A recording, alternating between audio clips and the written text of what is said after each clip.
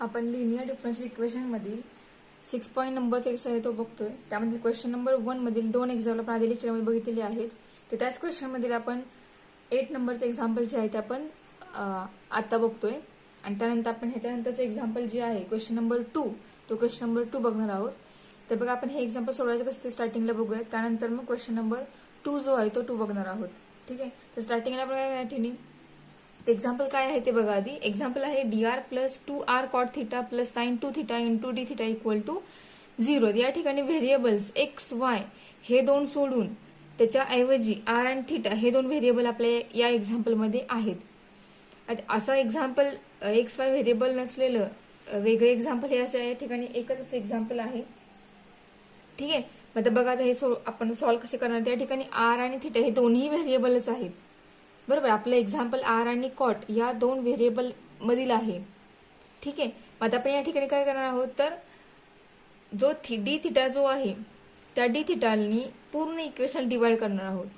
Divide केल्यामुळे आपल्याला मिळणार आहे काय तर बघा ज्या वेळेला आपण या d theta whole equation divide करू त्यावेळेला आपल्याला काय मिळणार तर dr upon D theta plus 2r cot theta plus sine 2 theta equal to 0 आपल्याला या टाइपमध्ये इक्वेशन मिळेल. आता पूर्ण इक्वेशनला डी थिटा डिवाइड केल्यामुळे काय झालं सेपरेट आपण डायरेक्टच डिवाइड केला तर बघा मी डायरेक्ट इथं हवंय तर पुन्हा लिहिते डिवाइड होईल डी थिटा इथं मल्टिप्लाय डी थिटा ऑलरेडी आहे इक्वल टू 0. हा डी थिटा कॅन्सल होईल हा शिल्लक राहील. मग डी थिटा कॅन्सल झाल्यानंतर आपल्याला राहणार आहे काय तर हा डी थिटा दोन्ही टर्म काय होतील जातील. आपल्याला मिळणार आहे काय तर dr upon D theta plus 2r cot theta plus sine 2 theta एवढ्याच टर्म फक्त आपल्या एक्झाम्पल मध्ये शिल्लक राहतील इज इक्वल टू 0. ठीक आहे. तर आपले एक्झाम्पल हे यामध्ये बघा साइन 2 थिटा जो आहे तो आपण आता जो लेफ्ट हँड साइडला आहे तो आपण राईट हँड साइडला पाठवूयात कारण आपल्याला एक्झाम्पल कशा फॉर्म मध्ये हवं आहे तर dr म्हणजे आपलं एक्झाम्पल कोणत्या फॉर्म मध्ये आपल्याला हवं असतं तर dy upon dx plus y is equal to p into y is equal to q या फॉर्म मध्ये आपल्याला एक्झाम्पल हवं असतं. ठीक आहे. पण आपल्या या ठिकाणी व्हेरिएबल्स आर आणि थिटा हे आहे त्यामुळे y जागेवरती आर असणार आणि x जागेवर थिटा. इथे आर आणि इथे p इक्वल टू q म्हणजे आपल्याला या फॉर्म मध्ये हे एक्झाम्पल कन्वर्ट करायचं आहे. त्यामुळे ज्या टर्मला आर मल्टिप्लाय आहे ती टर्म आपण लेफ्ट हँड साइड ठेवणार आणि ज्या टर्मला आर मल्टिप्लाय नाहीये इथं आर मल्टिप्लाय आहे इथं आर मल्टिप्लाय नाही तर आपण ही टर्म काय करणार आहोत तर राईट हँड साइडला पाठवणार आहोत. आपल्याला काय मिळेल dr upon D theta plus 2r cot theta is equal to positive आहे ती काय होईल या ठिकाणी निगेटिव्ह होईल. ठीक आहे. आता आपलं हे एक्झाम्पल जे आलेलं आहे हे आहे का लिनियर डिफरन्शियल इक्वेशन तर आहे. सो आहे तर आपण त्या ठिकाणी मेन्शन करूयात कोणत्या फॉर्म मध्ये आहे तो फॉर्म या ठिकाणी लिहूयात आणि पी आणि क्यू ची व्हॅल्यू कम्पेअर करून लिहूयात. तर बघा this is the linear differential equation of the form dr upon d theta plus p into r is equal to q where p आपले एक्झाम्पल या फॉर्म मध्ये आहे म्हणजे p किती असणार आहे r सोडून जी r ला मल्टिप्लाय टर्म आहे तो इथे असणार व्हॅल्यू p ची आणि जो राईट हँड टर्म आहे ती व्हॅल्यू असणार आहे q ची where p इक्वल to 2 cot theta and q is equal to minus sin 2 theta. p आणि q दोन्ही व्हॅल्यू मिळाल्या. आपले एक्झाम्पल कोणत्या फॉर्म मध्ये आहे ते समजलेलं आहे. आता आपण p आणि q फाइंड करण्याचा काय करतो इंटिग्रेटिंग फॅक्टर जो आहे तो फाइंड आउट करतो आणि तो फाइंड केल्यानंतर मग सोल्युशन या डिफरन्शियल इक्वेशनचं फाइंड करतो. तर बघा इंटिग्रेटिंग फॅक्टर फॉर्म्युला काय आपल्या या ठिकाणी तर integrating factor is equal to e raise to integration of p into d theta is equal to e raise to integration of p ची व्हॅल्यू आहे 2 cot theta into d theta. 2 cot theta मधील 2 constant आहे तो इंटिग्रेशनच्या बाहेर निघेल. आपल्याला काय मिळेल तर e raise to 2 into integration of cot theta into d theta. Integration of cot theta is e raise to 2 into log sine theta. 2 multiply आहे तो काय होईल लॉगच्या रूल नुसार आपण जर या साईडला घेतो काय होईल साइनचा पॉवरमध्ये जाईल. म्हणजे आपल्याला नेक्स्ट टर्म मिळेल e raise to log sine square theta. Log sine square theta. तर ह्या लॉगचा बेस, ज्या वेळेला बेस त्या ठिकाणी प्रेझेंट नसतो त्यावेळेला तो बेस हा ई असतो. त्यामुळे लॉग आणि हा जो ई ह्या दोन्ही टर्म कॅन्सल होतील ना, आपल्याला या ठिकाणी आन्सर मिळेल sine square theta. Therefore integrating factor is equal to sine square theta. ही झाली आपली व्हॅल्यू इंटिग्रेटिंग फॅक्टरची. ठीक, आपल्याला इंटिग्रेटिंग फॅक्टर मिळालेला आहे. आता आपल्याला फाइंड करायचं आहे सोल्युशन. याचा फॉर्म्युला सोल्युशनचा कसा असणार आहे तर बघा, आपल्याला डायरेक्ट फॉर्म्युला ठिकाणी याचा तयार करता येणार नाही. तेव्हा आपण काय करूयात, आपला मेन फॉर्म्युला कसा आहे, ज्यावेळेला आपलं एक्झाम्पल एक्स आणि वाय व्हेरिएबलमध्ये असतं त्यावेळेला आपण फॉर्म्युला कोणता वापरतो, तर y into integrating factor is equal to integration of q into integrating factor plus c. ठीक आहे, हे वापरतो. ह्याला आपण विथ रिस्पेक्ट टू एक्स ने इंटिग्रेट करतो प्लस सी. आपला फॉर्म्युला हा आहे, पण आपण हा फॉर्म्युला ठिकाणी वापरणार आहे का तर नाहीये. म्हणजे फॉर्म्युला हा वापरता येणार नाही या ठिकाणी. मग आपण काय करणार या ठिकाणी, इंटिग्रेटिंग फॅक्टर जो आपण या ठिकाणी लिहिलेला आहे तो फॅक्टर, त्या फॅक्टरने आपण या इक्वेशन नंबर 1 ह्याला मेन्शन करूया. त्याला आपण मल्टिप्लाय करणार. मल्टिप्लाय करून आपल्याला जे मिळणार आहे ते आपल्याला हे सोल्युशन मिळणार आहे. का आपण हा फॉर्म्युला त्याच रूलनी फाइंड केलेला आहे. इंटिग्रेटिंग फॅक्टरने मल्टिप्लाय करून आपल्याला हा फॉर्म्युला मिळालेला आहे. ठीक आहे, तर बघा तोच फॉर्म्युला प्रूव्ह आपण या ठिकाणी कसा करणार आहे तो मल्टिप्लाय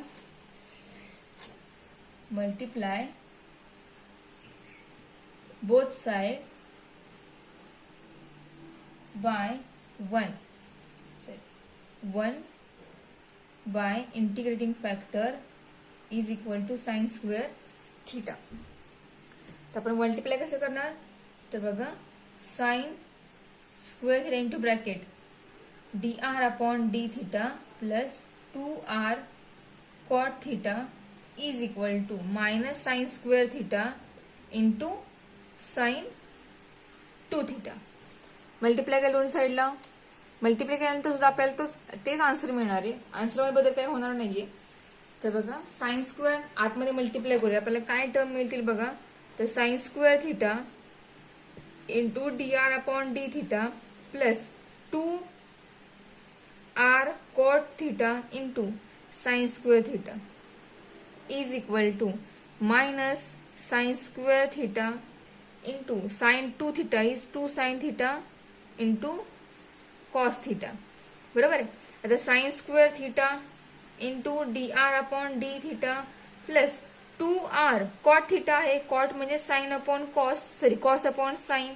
साइन स्क्वेअर मधला एक साइन बेसला कॅन्सल होईल. म्हणजे बघा, कॉट म्हणजे आपला फॉर्म्युला आहे cos theta upon sine theta means cot theta into sine square theta is equal to, आता या ठिकाणी बघा साइन स्क्वेअर आहे, मल्टिप्लाय सगळ्या तिन्ही ठिकाणी मल्टिप्लाय आहे. साइन स्क्वेअर आणि हे साइन दोघांचं मल्टिप्लिकेशन आपल्या या ठिकाणी मिळेल sign cube theta into cos theta. ठीक आहे, आता हा साइन इथला एक साइन कॅन्सल होईल. आपल्याला काय मिळणार आहे तर sine square theta into dr upon D theta plus 2r into cos theta into sine theta is equal to minus 2 sine cube theta into cos. आपल्याला ही स्टेप मिळाली आहे. तर या ठिकाणी बघा, आर आपण सेपरेट लिहूया. या ठिकाणी याला मल्टिप्लाय आपण बाहेर आर लिहूया. तर बघा 2 sine theta into cos theta म्हणजे आपला फॉर्म्युला कोणता आहे तर साइन 2 थिटा. मग आपण हा जो फॉर्म्युला आहे तो या ठिकाणी साइन 2 जो फॉर्म्युला आहे त्या ठिकाणी आपण ह्याच्याऐवजी साइन 2 थिटा यूज करणार. यूज केल्यानंतर आपल्याला काय मिळेल बघा, पण यूज करायच्या आधी आपण काय चेक करूया तर हे जे आहे पूर्ण हे काय आहे तर sine square theta into r या दोघांची डेरिव्हेटिव्ह आहे. ठीक आहे, तर बघा तुम्हाला हवे तर फाइंड करून दाखवते डेरिव्हेटिव्ह. तर बघा sine square theta into r याची डेरिव्हेटिव्ह काय मिळणार आहे तर बघा, फर्स्ट कॉन्स्टंट म्हणजे साइन स्क्वेअर थिटा आपण जर कॉन्स्टंट ठेवलं तर डेरिव्हेटिव्ह आर ची मिळेल dr अपॉन डी थिटा, कारण आपण या ठिकाणी व्हेरिएबल थिटा आहे त्यामुळे डेरिव्हेटिव्ह विथ रिस्पेक्ट थिटाने फाइंड आउट करणार. Plus second term constant derivative of first term, स्टार्टिंगला पॉवरची डेरिव्हेटिव्ह फाइंड होईल ती मिळेल 2 साइन थिटा. ठीक आहे. And into derivative of sine मिळेल कॉस थिटा. बरोबर आहे. म्हणजे हे जे मिळालेलं आहे हे काय मिळालेलं आहे तर यांची दोघांचे डेरिव्हेटिव्ह मिळाले आहे. त्यामुळे आपण काय करणार या ठिकाणी तर d by d theta of sine square dot r, sine square into r आपण या ठिकाणी याबद्दल ही व्हॅल्यू पुट करणार. ठीक आहे. याचा हा फॉर्म्युला याचा आहेच, पण आपले डेरिव्हेटिव्ह या फॉर्म मध्ये मिळते मग मी याबद्दल हे पुट करणार आहे का नाही, मी पुट करणार असं बोलले होते पण काही गरज नाही, कारण हे जे आहे पूर्ण सेपरेशन हे पूर्ण आपल्याला या ठिकाणी मिळते. त्यामुळे आपण लगेच बघितल्यानंतर समजेल की आपण याच्याबद्दल हे का वापरलं. ठीक आहे. तुम्ही हा सेपरेट फाइंड आउट करून बघा. Sine square theta into r याचे डेरिव्हेटिव्ह फाइंड करा, तुम्हाला हे आन्सर मिळेल. मग हेच म्हणजे आपली ही स्टेप आहे. मग त्याच्यावर आपण हे पुटअप करूया, बघा आपल्याला काय मिळतंय. ठीक आहे. हे म्हणजेच काय आहे तर D upon D theta of sine square theta into R ची derivative is equal to -2 sine cube theta into cos theta. ठीक आहे. हे ही स्टेप मिळालेली आहे. आता आपण या स्टेपला इंटिग्रेटिंग करणार, इंटिग्रेशन याच्यावरती अप्लाय करणार. इंटिग्रेशन अप्लाय केल्यामुळे आपल्याला मिळणार आहे काय तर बघा integrating both side with respect to theta, कारण आपलं व्हेरिएबल या ठिकाणी थिटा आहे. आपण त्यामुळे या इक्वेशनला विथ रिस्पेक्ट थिटाने इंटिग्रेट करणार. वी गेट पहिले काय मिळेल तर डेरिव्हेटिव्ह वर आपण इंटिग्रेशन जेव्हा अप्लाय करतो त्यावेळेला आपल्याला ओरिजिनल फंक्शन मिळतं. बरोबर. मग ही जी आहे याच्यावर डेरिव्हेटिव्ह ऑलरेडी अप्लाय केलेली आहे. ठीक आहे. मग त्यामुळे यावर जर आपण इंटिग्रेशन अप्लाय केलं तर हे डिफरन्शियल टर्म कॅन्सल होणार आणि आपल्याला या ठिकाणी मिळणार sine square theta into r is equal to integration of -2 sine cube theta into cos theta into d theta plus c. आपल्याला ही स्टेप मिळाली. बघा आपण ज्या वेळेला डेरिव्हेटिव्ह इंटिग्रेशन अप्लाय करतो त्यावेळेला डिफरन्शियल जे त्यावरती अप्लाय केलेलं असतं ते कॅन्सल होतं आणि ओरिजिनल फंक्शन जे आहे ते फक्त शिल्लक राहतं. त्यामुळे या टर्मवर जो डी बाय डी थिटा होता तो कॅन्सल झाला इंटिग्रेटिंग अप्लाय केल्यामुळे आणि फक्त फंक्शन जे ओरिजिनल ते फक्त फंक्शनच शिल्लक राहिलेलं आहे. अँड इज इक्वल टू याच्यावर मात्र इंटिग्रेशन अप्लाय झालं कारण आपण दोन्ही साईडला करतोय integration apply.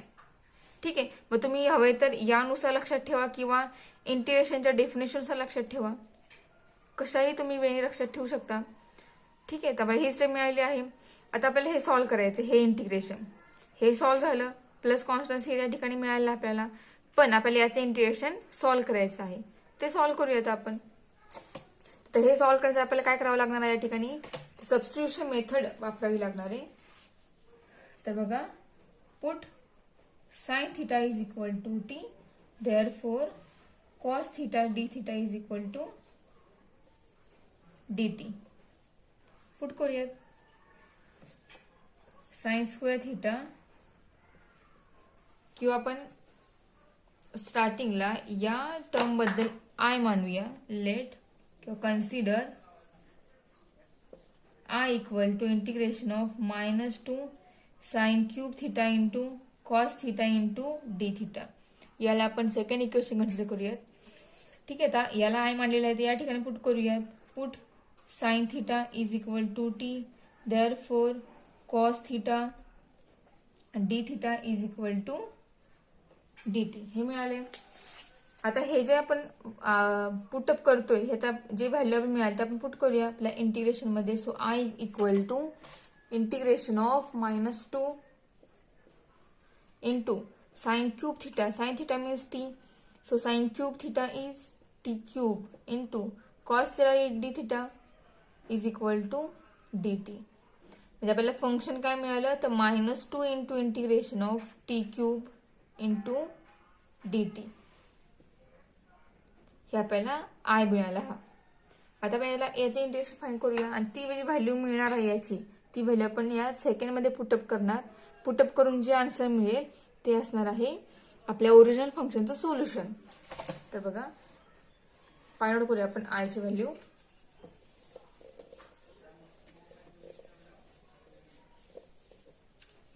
Therefore I equal to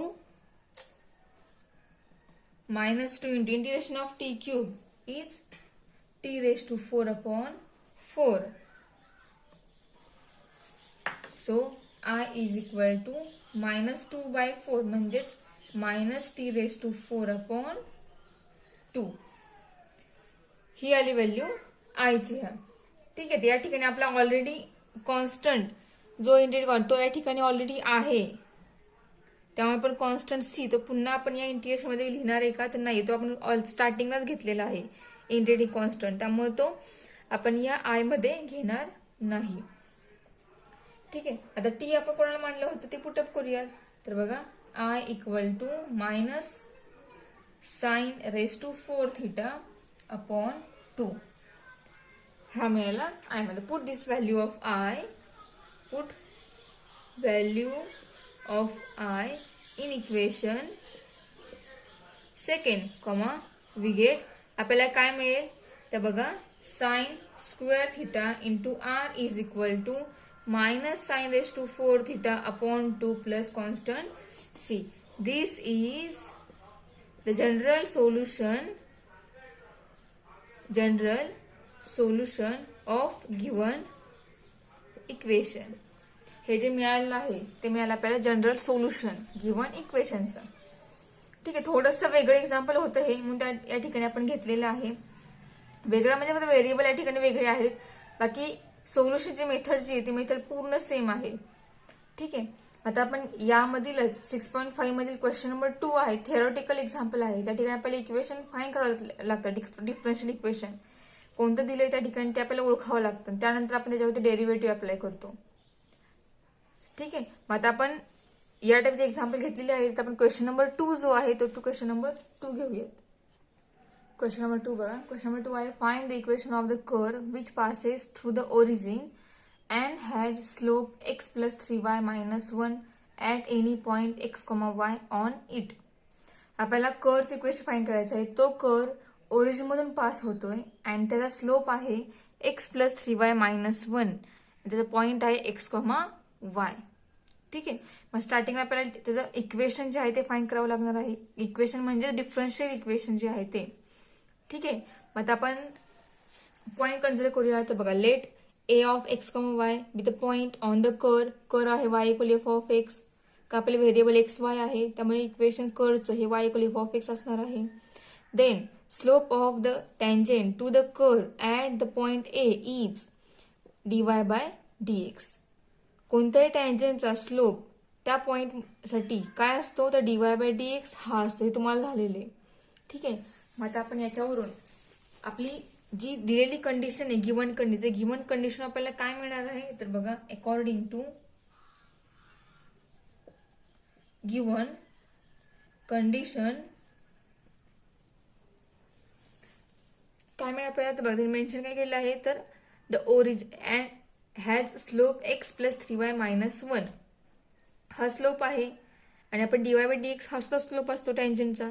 त्यामुळे या ठिकाणी आपल्याला इक्वेशन मिळेल dy upon dx is equal to x plus 3y minus 1. ठीक आहे. आता याच्यामधली जी y ला मल्टिप्लाय टर्म आहे ती आपण टर्म लेफ्ट हँड साइडला घेऊयात, म्हणजे आपल्याला लिनियर डिफरन्शियल इक्वेशन तयार होईल. Therefore dy upon dx minus 3y is equal to x minus 1. याला आपण फर्स्ट इक्वेशन कन्सिडर करूयात. ठीक आहे. And this is linear differential equation of the form.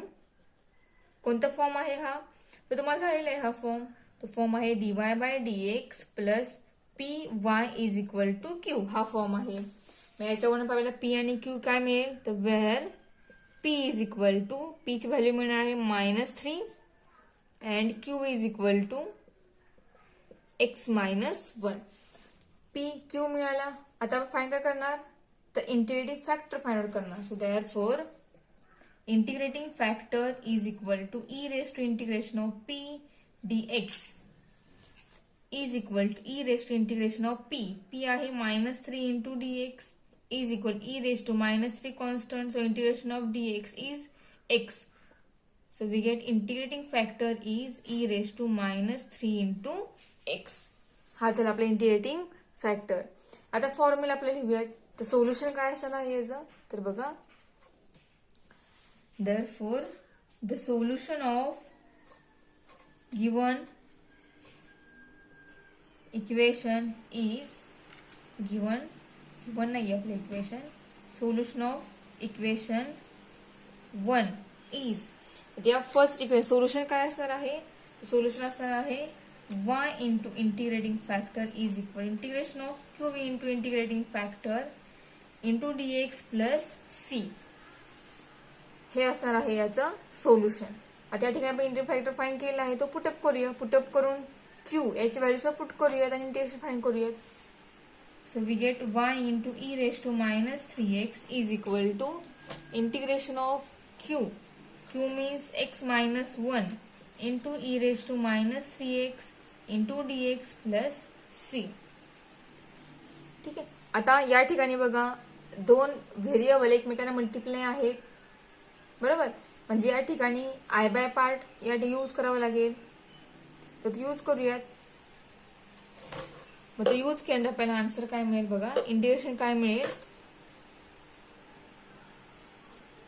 तर बघा, y into e raise to minus 3x is equal to x minus 1 into integration of minus 3x first constant integration of second minus of integration differentiate the first d by dx of x minus 1 into integrate the second e raised to minus 3x into dx plus c is equal to x minus 1 e raised to minus 3x upon minus 3. हे आहे याचे integration. Minus integration of derivative of x minus 1 is 1 into e raised to minus 3x upon minus integration of e raised to minus 3x into dx plus c. इथं multiply dx सुद्धा असणार आहे. ठीक आहे.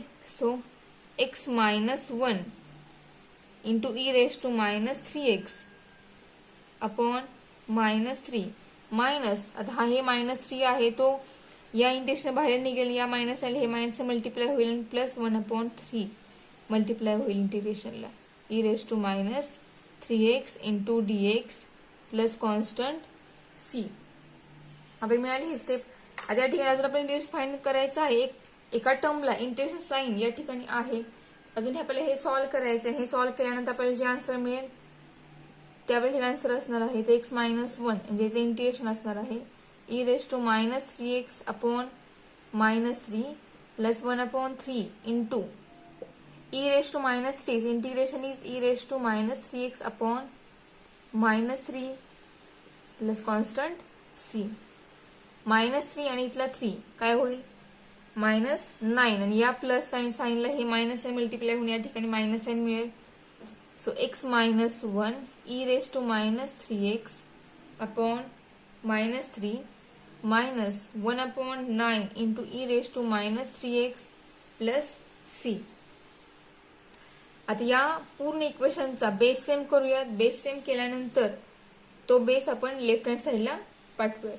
आपल्याला काय मिळेल मग, x मायनस 1 इथे 1/9 आहे, या e ला मल्टिप्लाय, म्हणजे या ठिकाणी 9 येण्यासाठी 3 कमी आहेत. आपण या पूर्ण टर्मला 3 ने मल्टिप्लाय करणार आणि या c ला 9 ने मल्टिप्लाय करणार.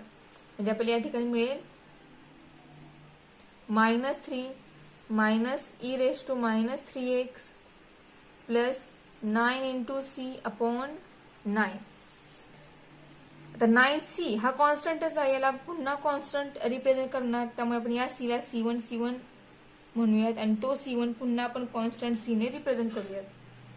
आणि हा जो कॉमन बेस सगळ्यांचा आला आहे तो कॉमन बेस आपण लेफ्ट हँड साइडला पाठवूयात. म्हणजे आपल्याला इक्वेशन काय मिळेल, तर 9 into y into e raise to minus 3x is equal to, तर काय मिळेल आपल्याला 9 into y into e raise to minus 3x is equal to minus 3 into x minus 1 into e raise to minus 3x minus e raise to minus 3x plus 9c1. आता e raise to minus 3x जो आहे तो सुद्धा काय करूयात, तर हा बेसला घेऊयात, बेस सेम करूयात, तो या ठिकाणी कॅन्सल करूयात. म्हणजे आपल्याला काय मिळेल, किंवा हा आपण e⁻³ जो मल्टिप्लाय आहे वायला तो आपण इकडे निवडून डिवाइड होईल, प्रत्येक टर्मला या दोघांचा कॅन्सल होईल आणि C1 ला मल्टिप्लाय होईल किंवा डिवाइड होईल. म्हणजे बघा 9 into y is equal to -3 into x minus 1 e⁻³ upon e⁻³ minus next term e⁻³ upon e⁻³ plus 9 into C1 upon e⁻³ काय केलं आपण, e⁻³ ती टर्म लेफ्ट राईट साईडला घेतली आणि ती प्रत्येक टर्मला सेपरेट डिवाइड केली. सेपरेट डिवाइड करून आपली एक स्टेप लिहिण्याची वाचली आणि या ठिकाणी e⁻³ जो आहे तो आपण या कॅन्सल करू शकतो. इथे सेकंड टर्म मध्ये कॅन्सल होईल आणि थर्ड टर्म मध्ये काय होईल, त्याची पॉवर जी निगेटिव्ह आहे, आपण ती टर्म जर न्यूमेटरला घेतली त्याची पॉवर जी आहे निगेटिव्ह, ती पॉवर काय होईल, पॉझिटिव्ह होईल. म्हणजे बघा आपलं आन्सर काय येईल ते. तर नेक्स्ट आपला आन्सर काय मिळेल आपल्याला, तर 9 into y is equal to -3x minus 1 minus 1 plus 9 into C1 into e⁻³ ची पॉवर काय झाली, पॉझिटिव्ह झालेली आहे. ठीक आहे. तर आपण ही टर्म सोडून या दोन्ही टर्म काय करूयात, लेफ्ट हँड साईडला घेऊयात.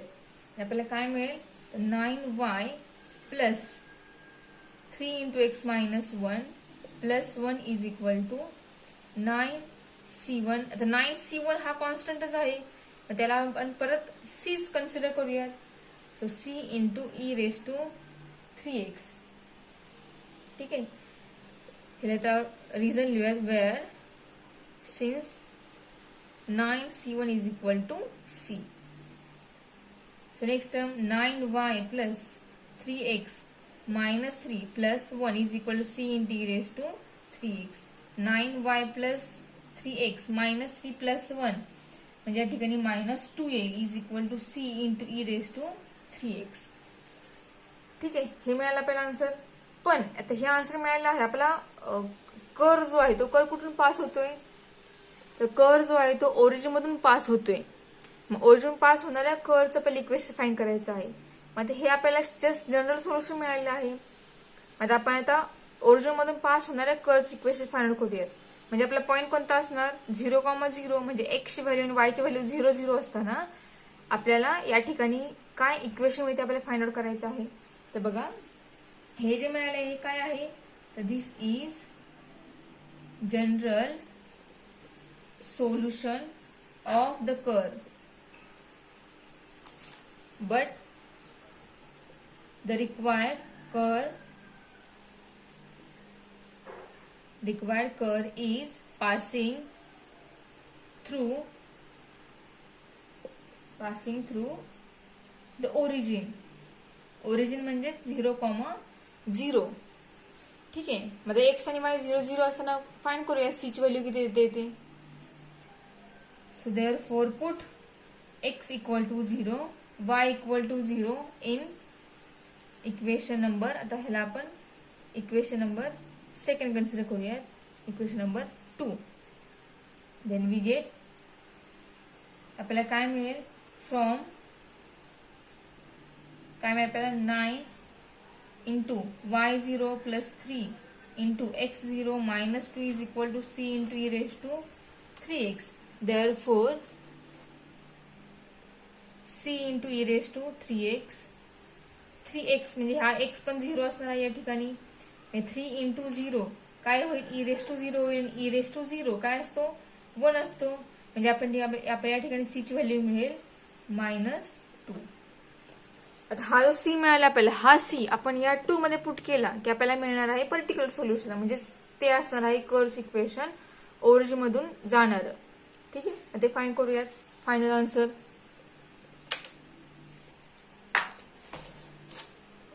So from equation 2 we get 9 into y plus 3x minus 2 is equal to c minus 2 into e⁻³ 3x. ठीक आहे. आता हा 2 जो आहे तो आपण लेफ्ट हँड साईडला घेऊयात. आणि या दोन्हीमधून 3 कॉमन निघेल, म्हणजे आपल्या इक्वेशन ठिकाणी मिळेल 3 into bracket x plus 3y is equal to, हा 2 पॉझिटिव्ह होईल म्हणजे 2 आणि हा निगेटिव्ह आहे -2 e raise to -3x, 3 into x plus 3y is equal to 2 into bracket 1 - e raise to -3x. हे झालं आपलं पर्टिक्युलर सोल्युशन, म्हणजेच हे आहे equation of the curve passing through origin. ठीक आहे, थेरोटिकल एक्झाम्पल आपण घेतलेला आहे. हा पॉईंट सिलेबसला नाहीये, त्यासाठी आपण या पॉईंटमध्ये जास्त एक्झाम्पल घेणार नाहीये, पण जस्ट तुम्हाला याची एक्झाम्पल्स सोडवायची कशी ती आयडिया येण्यासाठी आपण काही एक्झाम्पल इथली घेतलेली आहे. तुम्ही प्रॅक्टिस करा एक्झाम्पलची. ठीक आहे, पण आता नेक्स्ट पॉईंट जो आहे आपला या पॉईंट नंतरचा, तो पॉईंट आपण नेक्स्ट लेक्चरला बघणार आहोत.